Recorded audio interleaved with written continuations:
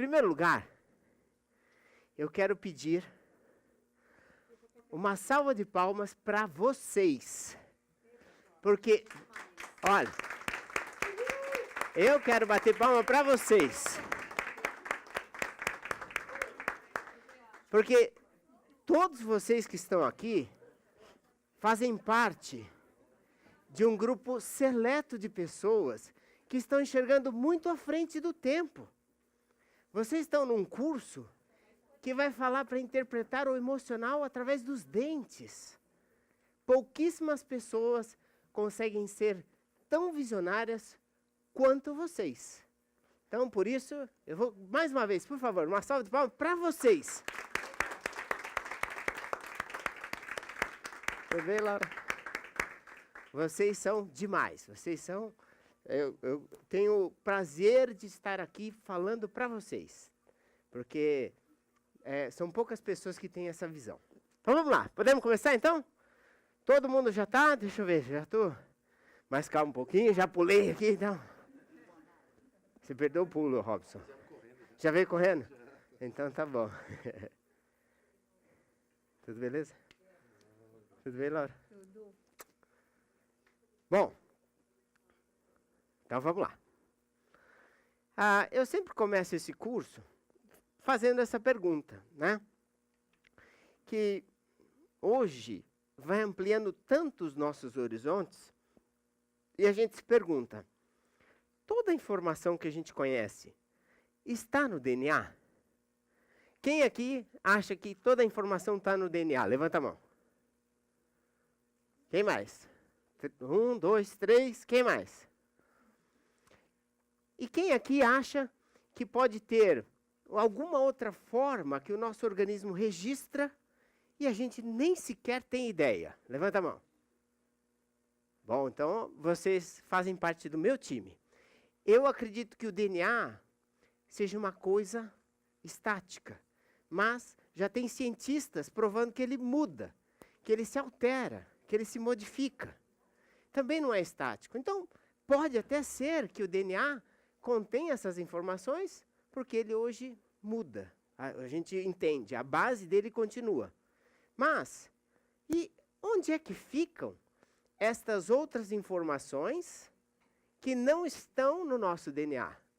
Ou, se está, talvez a gente não consiga vê-lo, não consiga enxergar ainda. Talvez nós não tenhamos tecnologia o suficiente para entender onde está.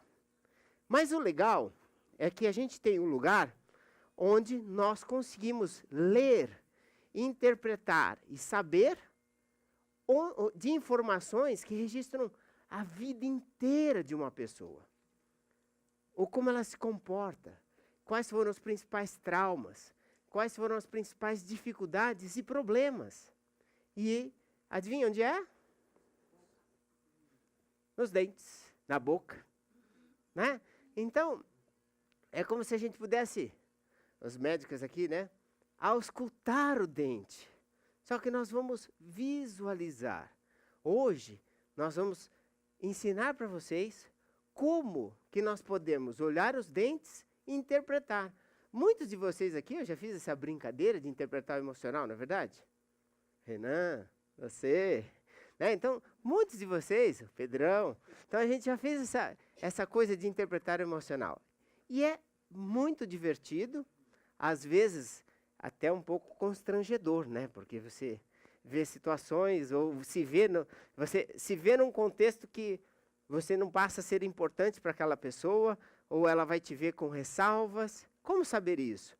Então, tem uma turma aqui que está interessada, por exemplo, para aprimorar vendas.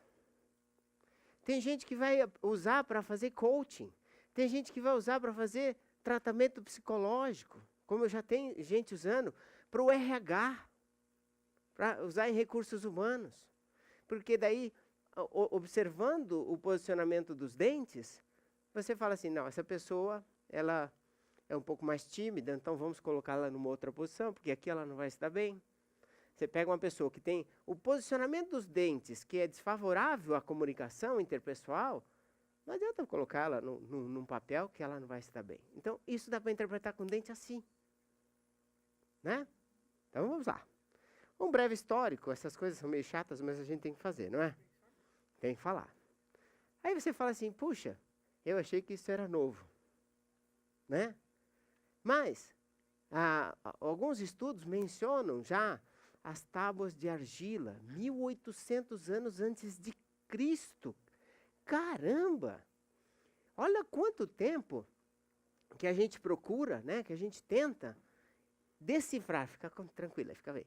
Decifrar o emocional das pessoas sem perguntar para elas. Porque nós temos essa caixinha blindada aqui, né? O nosso cérebro, que tem tanta informação aqui dentro e você não consegue saber. Você pergunta para as pessoas, mas elas não te dizem. Elas falam aquilo que elas querem que você entenda. E como é que você faz para descobrir, ou entender, ou saber coisas que ela não está te dizendo? Então eu não fui o primeiro a começar com essa história. As tábuas da Babilônia já decifravam e falavam que eles estavam tentando fazer pela fisionomia. Então já 1800 anos antes de Cristo. Quem acha isso surpreendente? Levanta a mão. Então. Pois é. Como a gente está atrasado, né? A gente está só no dente ainda. Poxa vida. Então, isso é impressionante. E aí esses dois caras, eu tenho quase certeza que eles foram ETs, né? Vocês já perceberam? Vocês que estão da medicina aqui, ó. Esses dois caras, não é possível. Eles vieram de algum planeta estranho, porque tudo passa por esses dois caras aqui, ó. Não é? É uma loucura. É um bom. Essa é uma afirmação. Já esteve lá, visitou-os? Não? Muito bem. Então, o Hipócrates, em 400 anos antes de Cristo, ele publicou esse estudo que ele chamou de tratado, que era a epidemia, né? E nesse tratado ele já mencionava que era possível. Ele descreveu características das pessoas já naquela época. Ele descrevia, fulano é assim, é mais agressivo, o outro é mais... Ele já naquela época falava, só pela análise facial. Só que quem usou mesmo o termo pela primeira vez de fisiognomia foi o Aristóteles. Aí ele passou a usar pela primeira vez na história. Aí você fala, caramba, né? A gente está 2.300 anos, pelo menos, depois disso, a gente está começando a falar agora. A gente é meio devagarinho, não é? Não é? E a gente pensa que a gente é rápido, esperto, né? Olha esses caras. Aí, mais um pouquinho da história. A gente tem que colocar como que nasceu a odontologia. Afinal de contas, a gente está falando dos dentes. Eu sou aqui dentista e vou estar explicando para vocês. Eu treinei pra caramba para falar o nome desse cara. Alguém aqui sabe falar francês? É isso aí. Guy de Chauliac. Guy de Chauliac. Tá certo? E esse cara foi o primeiro dentista do mundo. A primeira pessoa que usou o termo odontologia, dentista, especializado. Esse é o nosso pai, né? Pai dos dentistas, né, Renan? Esse é o nosso pai. E aí foi em 1363. Também é surpreendente, né? É surpreendente que na história, por exemplo, no Brasil, a odontologia começou por 1940, por aí que começou, e eram os práticos que faziam retirada de dentes. Normalmente era o cabeleireiro que era um prático, sabiam disso, não? O barbeiro, não era nem cabeleireiro naquela época, né?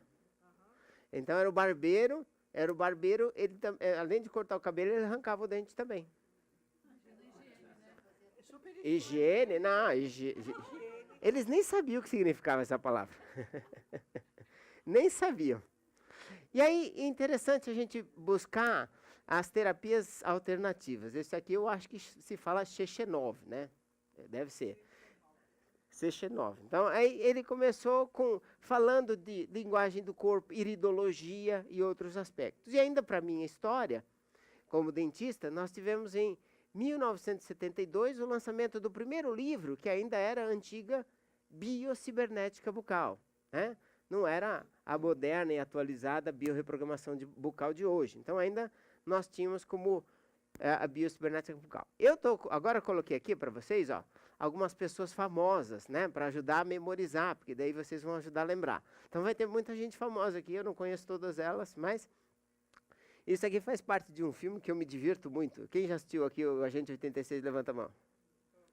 Quem riu muito com esse filme? Nossa, eu perdi o fôlego.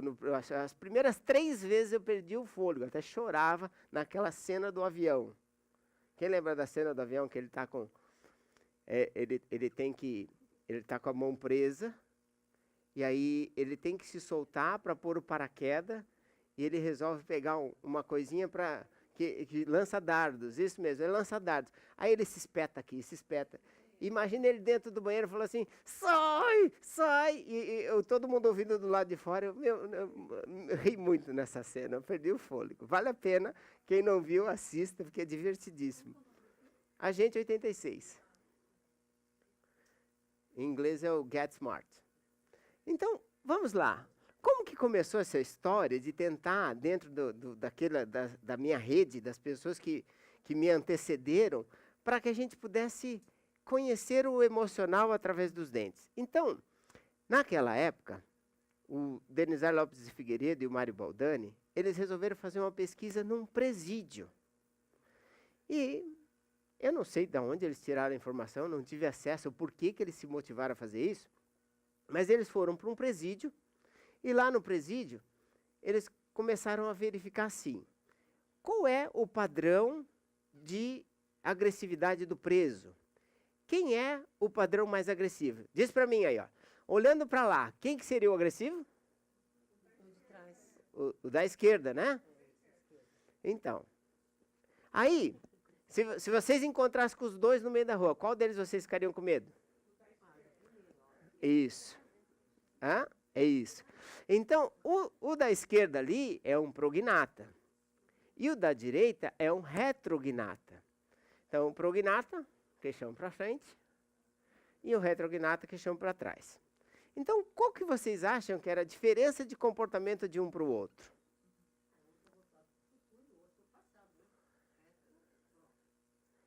Isso faz sentido, mas quando se fez a pesquisa no presídio, estava se querendo entender como era o comportamento do preso.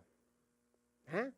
Então, veja, aí identificou-se o seguinte, que esse sujeito era do tipo impossível. Você falava assim, vai lá e arrebenta tudo. Ele não pensava, ele simplesmente ia e já saía, bah, bum, bum, quebrando, arrebentando. Ele assaltava durante o dia, batia nas pessoas e tal. Essa era a primeira característica que eles começaram a levantar. E o sujeito do lado de cá, que é o retrognata, que tem o queixo para trás, ele tinha uma ação inversa. Ele planejava tudo, fazia as coisas com calma, ele arquitetava o plano e executava ele com milindras, assim, com detalhes, com informações. Na maioria das vezes ele roubava à noite, ele não envolvia tantas pessoas, etc. E tal. Oi? Mas ele, assim, esse sujeito, por exemplo, se você chegar para ele e falar assim, cara, você está com uma doença terminal e você vai se curar indo para encontrar o monge, não sei das quantas, no Tibete. Ele fala, onde é que eu compro a passagem? Nesse cara aqui, se você falar a mesma coisa para ele, ele fala assim, não, espera um pouco, a medicina está evoluindo, eu conheço um doutor, deixa eu pensar um pouco no assunto. São padrões que estão registrados na arcada. Aí você, fala para mim, se vocês estivessem encontrando com esses dois, qual deles vocês teriam medo? Vocês já falaram, né? Certo. Tem certeza? E por quê? Esse daqui parece inofensivo, porque o queixo dele é menor? Hã? Exato. Agora, quer ver um exemplo? E aqui, com quem vocês teriam mais medo? Hã? Claro, né?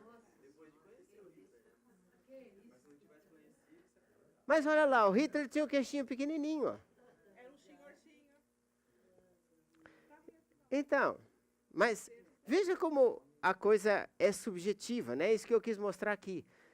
Olha só, se a gente encontra com o outro, a gente é capaz de dar rua. Esse cara é enorme, ele deve ter uns 2 metros e tanto. Ele é enorme, esse cara. É ator, é ator. Ele é o vilão do filme. É, esse aqui. Deixa eu mostrar aqui pra vocês. Não dá, né? Ó, então, esse cara aqui, ó, é desse aqui que a gente tá falando. Então, ele é o vilão do filme. E esse aqui é o bonzinho. Aliás, tem cara de bonzinho, né? É, tem cara de bonzinho.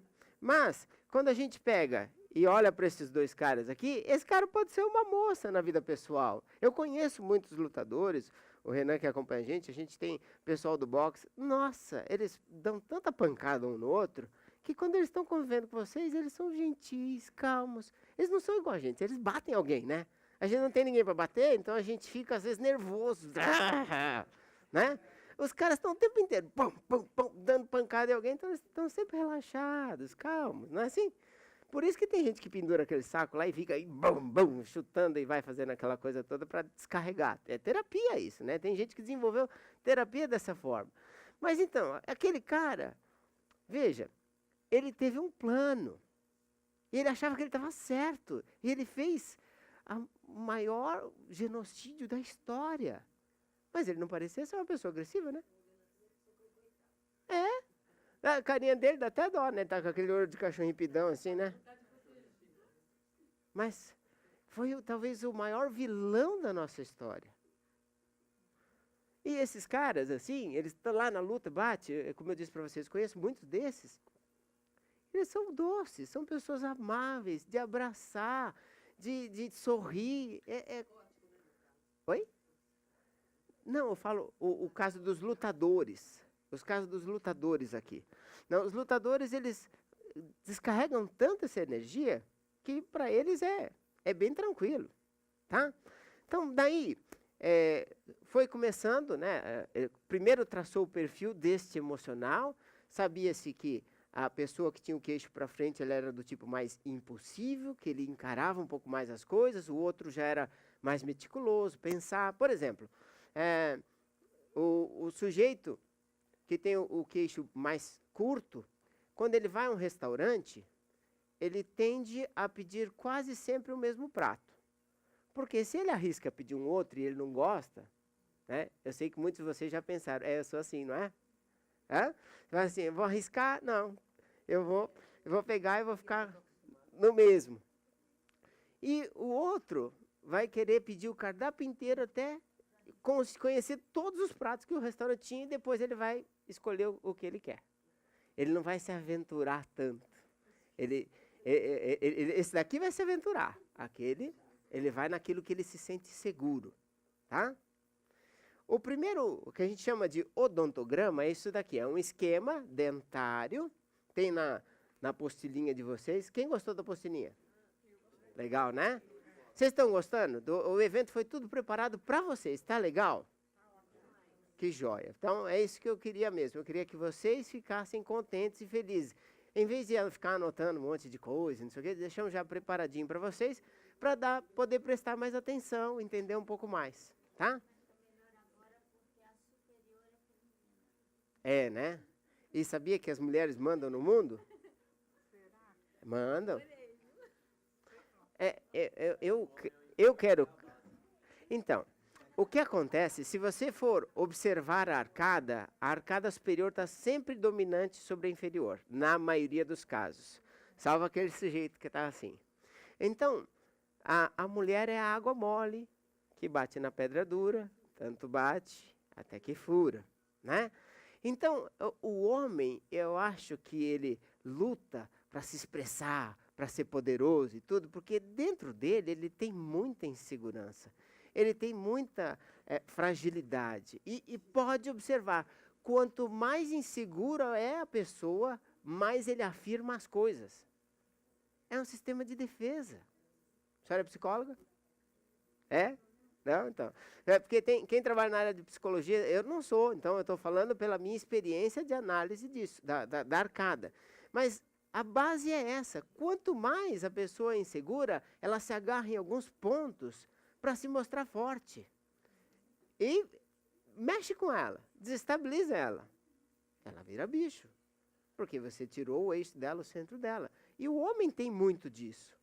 O homem tem muito dessa coisa. Às vezes ele tem dificuldade de ser mais humilde. A mulher já é da essência dela ter um pouco mais de humildade. E o homem, ele quer ser o bonzão, ele quer liderar, ele quer isso. Mas é expressão da insegurança dele. É bem típico isso, tá? Então o primeiro odontograma, que é esse esquema dentário, ele dividiu a arcada em quadrantes. Então, nesses quadrantes, né, foi, na verdade, essa divisão começou já para a gente, depois, mais para trás, eu vou fazer essa brincadeira de novo, que a Vita me pediu, mas é com outra coisa. Então, o quadrante é porque a gente precisa se organizar, né? Grava esse xizinho que vocês vão ver depois no final, vai ser mais divertido. A Vita está esperando até o final. A Vita está ali, ó. A Vita é minha esposa, para quem não conhece, está ali. Então, vamos lá. Para se organizar, porque imagina, né? Como é que a gente sabe qual é o dente, como é que não é? Então, tinha que organizar. E aí, esse daqui virou o quadrante número 1, 2, 3 e 4. Então, faz um movimento assim. Isso. Tá? Para a gente entender. Então, dentro desse quadrante, foi dividido ali. Lá, na época, depois dessa questão dos presídios, eles começaram a perceber que as pessoas que tinham os dentes tortos, desalinhados, desajustados na parte superior, na maioria dos casos, tinham mais problemas e conflitos com a mãe ou com o lado feminino da convivência deles, né? Então, o superior é o quadrante 1 e 2. Então, as pessoas que tinham os dentinhos mais tortinhos, elas apresentavam mais dificuldades com a mãe. Ainda não se entendia muito bem. Depois de um tempo, percebeu-se que não era todo mundo que tinha os dentes tortos de cima que tinha problema com a mãe, que existia uma diferença. O problema com a mãe era quando estava no quadrante número 2. Então, aqui entrava a mãe. Com o tempo, percebeu-se que não era só a mãe, que era a irmã, que era a mulher, tudo aquilo que fazia parte do convívio afetivo das pessoas, né? E aí, esse grupo lá atrás, teve uma grande reunião em 1974, onde mais de 100 dentistas estavam reunidos e discutiram vários aspectos da antiga biocibernética bucal, sobre isso. Teve um sujeito, eu não tive acesso a ele, eu não conheci, que ele estudou profundamente a língua, assim como a medicina chinesa faz. E ele conseguia ler aspectos da personalidade através da língua. Mas isso daí ficou perdido, eu não consegui o link com ele. Talvez em algum momento da história a gente consiga resgatar isso. Tem pessoas que escrevem livros. Tem uma moça que ela escreveu um livro, não consegui achar esse livro, falando do emocional interpretando a língua. E eu vou contar um segredo para vocês. Se você for podólogo, você vai conseguir achar isso no pé. Se você for iridólogo, como vocês viram, vai conseguir achar isso na íris. Se você for naridólogo, existe isso? Não? Alguém já viu naridólogo? Então, se você quiser virar um naridólogo, você vai conseguir achar todos os aspectos do emocional de uma pessoa no nariz, em qualquer parte do corpo. Isso. A quiromancia, tudo isso. Então, isso é antigo, né? É muito antigo a busca. Por exemplo, a quiromancia, eu tenho minhas dúvidas se eles enxergam o futuro ou se eles leem o passado, a história de vida e projetam aquilo com a experiência. Pode ser intuitivo também. Hoje o mundo tem muita intuição, tem muita coisa aflorando, tem cada coisa assim muito maluca. Tem umas histórias assim que deixa a gente até arrepiado, né? E aí, perceberam que, da mesma forma, quando tinha problemas com o pai, estava aqui, ó, nesse quadrante número 3. Vocês não precisam gravar isso não, tá, gente? É só para a gente poder explicar, tá tudo na apostilinha de vocês aí. Então, no quadrante número 3, e assim era para a questão do pai, do irmão, assim era para a questão de todo o ambiente afetivo. E assim nós dividimos, né? Então, os quadrantes ficaram divididos, como vocês estão vendo aqui, que tem na apostilinha de vocês. Superior, feminino. Tudo que é para esquerda era relacionado ao afetivo. E tudo que era para a direita era relacionado ao convívio social. Então, por exemplo, se a gente quer saber se a pessoa é tímida com as mulheres, então a gente vai ver como é que está o quadrante número 1. Por que isso está piscando?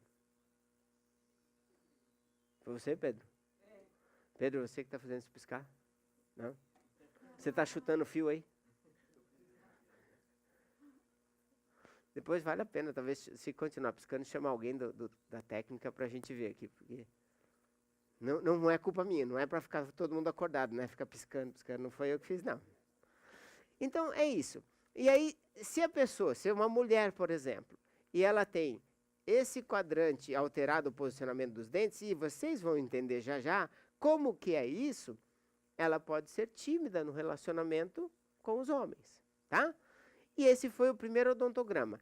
Vocês podem reparar que aqui, ó, termina os dentes e não faz muita referência dente a dente, etc e tal, né? O primeiro odontograma que existiu, ele nem sequer mencionava o dente do siso. O dente do siso é o terceiro molar, aqui no fundo, ó, né? Então ele nem sequer mencionava isso.